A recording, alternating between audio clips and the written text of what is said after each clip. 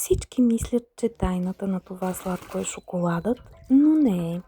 Ако някога сладкото ви е ставало прекалено рядко или сте го варили твърде дълго, за да се сгъсти, ще разберете защо. Тази година приготвих сладко от череши с черен шоколад. Комбинация, която ухае невероятно. Но истинската тайна не е в шоколада.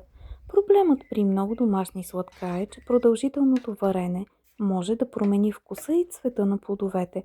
Затова използвам Gelfix Extra на доктор Йоткер. Той помага сладкото да се желира по-лесно и по-бързо, така че черешите запазват повече от естествения си вкус, аромат и красив цвят.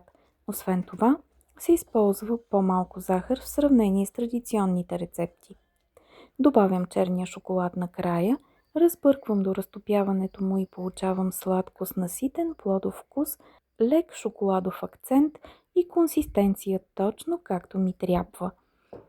А вие бихте ли опитали сладко от череши с шоколад? Напишете ми в коментарите и запазете рецептата.